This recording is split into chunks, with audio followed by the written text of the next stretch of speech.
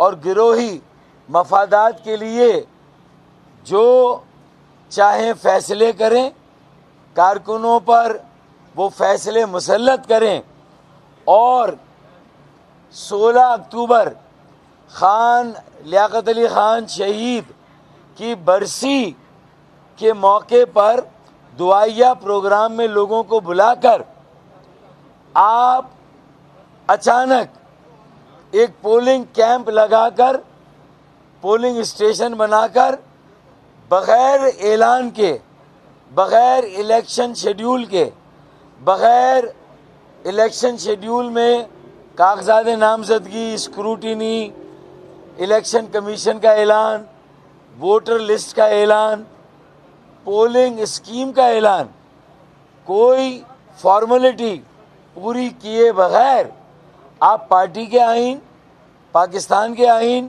और election act 2017 की खिलाफ वर्जी करके झरलू इलेक्शन करा लें, तो ये इंट्रा पार्टी डेमोक्रेसी, जो पार्टी के अंदर जमहूरियत होनी चाहिए, जो पार्टी के अंदर इलेक्शन होना चाहिए, ऐसा इलेक्शन पार्टी की तारीख में कभी नहीं हुआ। तो मेरे जो साथियों ने, एमकेएम पाकिस्तान के कारकुनों ने, जिसमें असलम भुट्टो साहब हैं, जिसमें निगत शकील हैं साबका एमएनए, असलम भुट्टो, कामरान फारूक हैं, अशरफ चेयरमैन रहे बल्दियाती काउंसिल के, अब इन्होंने और कई और लोगों ने चैलेंज किया। तो इसलिए किया कि ना इनको इलेक्शन लड़ने का हक दिया गया, ना इन्हें इलेक्शन में वोट डालने का हक दिया गया, ना इन्हें इन्फॉर्म किया गया। जब इनकी इत्तला में ही नहीं है तो ये वोट कैसे डालेंगे? तो इन्हें इनके बुनियादी हक से, वोट डालने के हक से, इलेक्शन लड़ने के हक से महरूम रखा गया। इसलिए ये आइन कानून जो पाकिस्तान का है और जो पार्टी का आइन है उसकी खिलाफ वर्जी हुई। ये यहाँ आए हैं, कुछ टेक्निकल रिक्वायरमेंट थी, उसे पूरा करने के लिए फरीके सानी को भी नोटिस दिया गया और 19 जनवरी की हमें डेट दी गई है। मैं इनके साथ इसलिए खड़ा हूँ कि मेरे साथ तो पार्टी ने जो सलूक किया, मेरे साथ जो जुल्म और नाइंसाफ़ी की वो तो की, और मेरी सरबराही से लेकर बुनियादी रुकनियत तक जो मेरे साथ हुआ कि मुझे बुनियादी रुकनियत मेरी ख़त्म की गई, तो ये उसी का तसलसल है। अब पार्टी में जो भी पार्टी के मुखलिस कारकुनान या सीनियर जिम्मेदार हैं, उनकी भी कोई सुनवाई नहीं है। चंद लोगों का पार्टी पर कब्जा है, चंद लोग अपनी मर्जी से अपने मफादात के लिए पार्टी को चला रहे हैं। ये सारी बातें मैं इसलिए रख रहा हूँ, ये मेरा मौक़िफ़ है। लेकिन आज ये जो मेरे साथ खड़े हैं, इनके साथ भी वही सलूक हुआ है। तो इन्होंने पिटीशन दायर की थी मेरे ख्याल में अक्टूबर के महीने में ही, और आज इन्हें डेट मिली। अब 19 जनवरी को बाकायदा इंशाअल्लाह मुझे लगता है कि समातें शुरू होंगी, और मैं इनकी सपोर्ट में यहाँ पर आया हूँ, मैं इनकी सपोर्ट में खड़ा हूँ। कोई सवाल हो तो आप पूछ लें।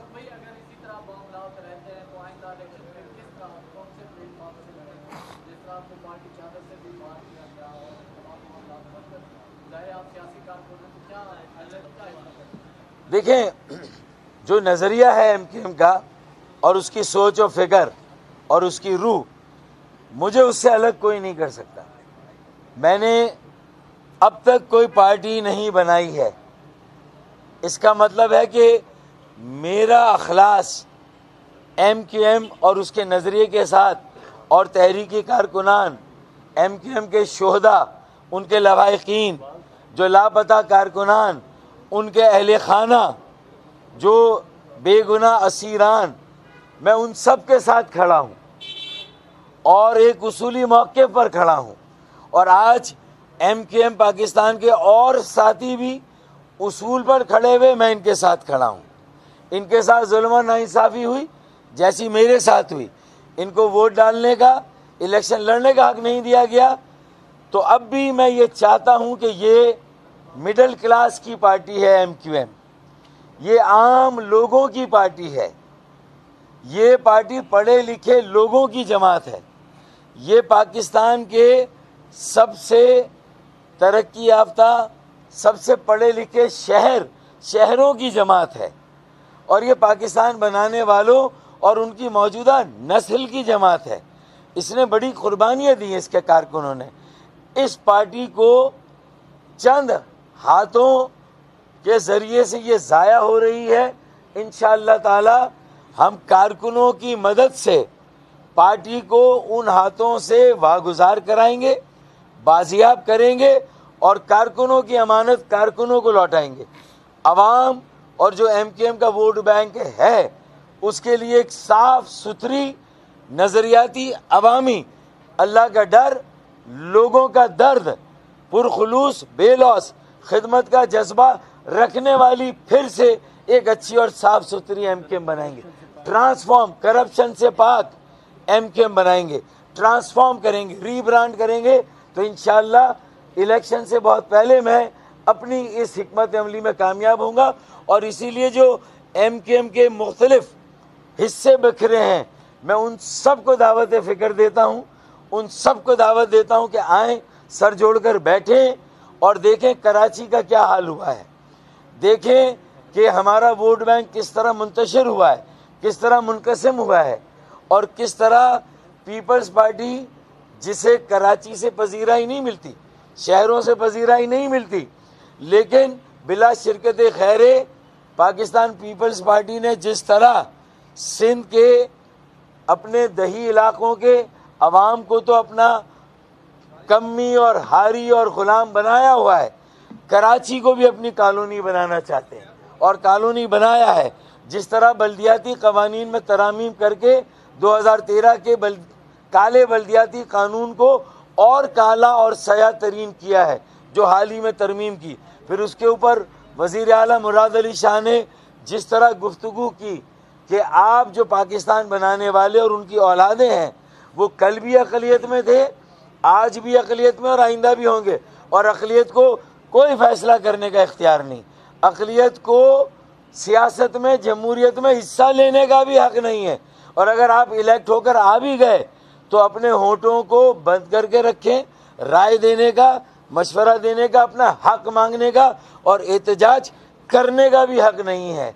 और ये कह के कराची मेट्रोपॉलिटन कॉरपोरेशन के तसव्वुर को ख़त्म कर दिया, उसे सिंध मेट्रोपॉलिटन कॉरपोरेशन बना दिया, सारे इदारों को सूबे की तहवील में ले लिया।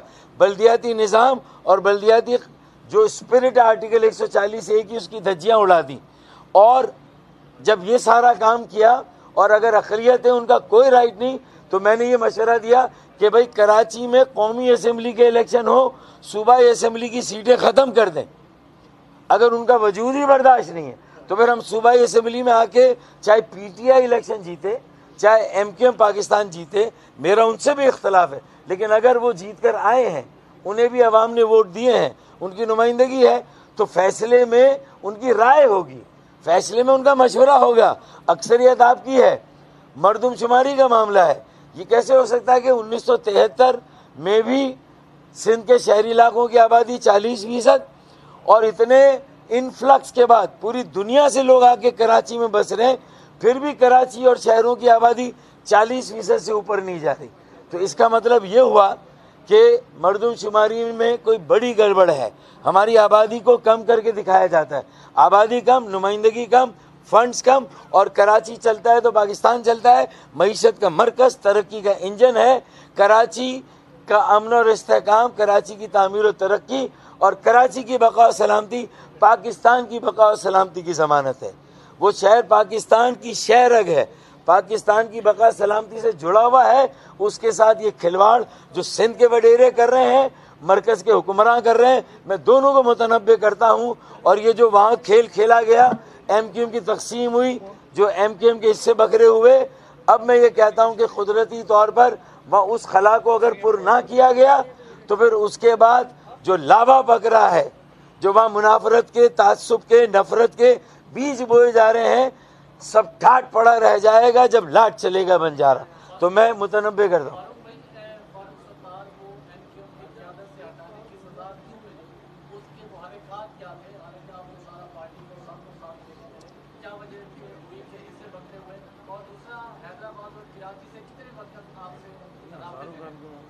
देखें, सबसे बुनियादी वजह जो MKM में बिगाड़ था, जो MKM के अंदर खराबियां हैं, मैं और करप्शन, मैं या कब्ज़ा गिरी या जो कुछ इस तरह की चीज़ें हैं, मैं बुनियादी तौर पर इसके ख़िलाफ़ था।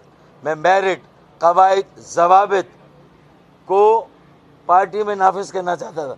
84 की तरह एक नज़्म व ज़ब्त वाली, मिडिल क्लास की, बाहमी इज़्ज़त और एहतराम वाली, पढ़े लिखे लोगों की एक महज़ब साफ़ सुथरी MKM बनाना चाहता हूँ, उसे रीब्रांड और ट्रांसफॉर्म करना चाहता हूँ। ये मेरा गुनाह था, मुझे इसकी सज़ा मिली क्योंकि ये कुछ लोगों के मफादात से इसका टकराव होता था मेरे नज़रिए का। तो उन्होंने किसी तरह जाली अक्सरियत से, किसी तरह मैनिपुलेट करके मेरी सरबराही पहले ली और उसके बाद मेरी बुनियादी रुकनियत मुझसे छीन ली। लेकिन मैंने गिव अप नहीं किया। मैं कारकुनों में, अवाम में था, अवाम में चला गया, अवाम में हूँ।